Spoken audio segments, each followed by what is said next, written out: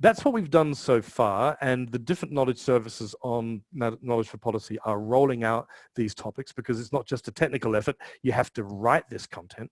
And what we're thinking of doing next is something called a major report. So let me just show you what that looks like to see whether you'd be interested in it.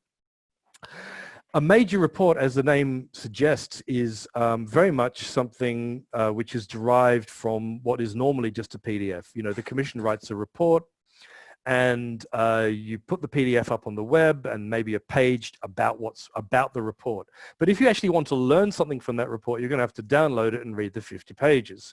And we sort of know from our audience research, but also from, you know, our experience, that a lot of people don't do that. So we thought, what if we could do something a lot more with the report? If that report was a scientific report written for policymakers, how would we treat it on this site? Well, we would give this report a landing page, which looks a little bit like the pages I just showed you, because it's based on the same audience research. At the top, there's a section, what does this report cover? And here is where you get those 5 bullet points. So you can immediately judge, is this worth my time? And then you can download it if you want to get the full PDF. But instead of reading the full PDF, you can actually explore specific pieces of content which have been published to help you understand the key results of this report. So in the Explore Further section, you've got a number of different sorts of content. Some of these blocks are going to be what we call chapter pages, and I'll show you what I mean later. The key thing about chapter pages is that we don't have to create a chapter page for each chapter in the report. You don't have to do that. You can just do the executive summary if you want to, or a selection of different chapters. But there can be other knowledge too. Imagine this report has lots of pie charts and bar charts and data visualizations. Well, you could actually provide an interactive data visualization and you would highlight it here. It might be a video from the press conference when the report was released. You would highlight it here. So here are the best bits of the report, the most easily accessible and useful parts of the report that we've processed for you. And below that, it gets even more interesting, because here you have, again, this Ask the Editor. So this person is not a topic manager. This person is actually the editor of the report. And she will answer your questions about it. And below that, you can see that there's a comment stream. That's because people can comment on the chapter pages, which I'm going to show you in a second. And at the bottom, again, latest from the knowledge base. All of the information and the data which went into the report. Now, I did a couple of pages to show this idea based on a report I read last year. It was called Understanding Your Political Nature. It had 300 references, and each reference linked to some piece of knowledge somewhere on the web. Wouldn't it be amazing if those references could be captured and put in the database as useful knowledge resources? Because after all, these references were used to write the report. So you could actually make them each an element in the database that could be searched.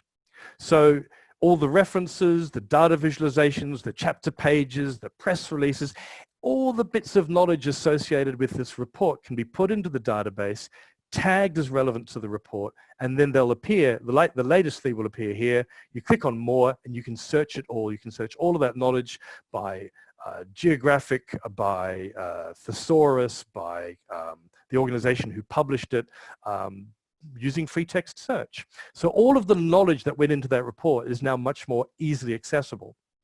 Now let me show you what would happen if you actually created a chapter page. This is actually a page written on Knowledge for Policy, and it's in draft format, which is why you can see the editor's view draft, edit draft. So you can ignore that, ignore the pink background, okay? That's just because it's a draft. This is a chapter page for chapter 2 of this report.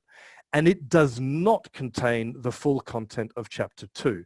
That would be pointless. People don't read that much online. Instead, it's been processed for the web. So let me break it down for you. At the top, there's an at-a-glance section, and basically a few bullet points about what this chapter covers. And then if you click on this link, you will discover the context. This is chapter 2 of this report. Go find the landing page. Because as a separate item in the database, people might stumble across this first, and then through this, discover the rest of the report. The next section, key findings and implications for policy. As you can see, there are 4 key findings, and each of them is just a line, and you click on the line and you uncover, this is called an expandable, you uncover basically an executive summary of what's in the report. If you looked at the full report, this key finding that groups also exhibit biased behavior, that is several paragraphs, or if not more than a page of text. So I just boiled it down to a couple of phrases and 3 bullet points. And that is what is required to make this content really useful for people online. If they want to read the full report, they can download it. But here we are processing it to make it more accessible, to make it more useful. And implication for policy follows the same thing, follows the same approach. And below that, you've got the related knowledge for this particular chapter. And at the bottom, you've got a comment stream, because these chapter pages can be made commentable. And this way, people can ask questions about the chapter. They can submit knowledge relevant to the chapter. You can build up a conversation about each chapter of the report where you want to do that. And that will help you crowdsource knowledge maybe for the next edition of the report. So that's the basic idea behind a major report. I know I've been talking for quite some time, so I think I'll take a pause and ask Julia whether there are any questions that I can help answer.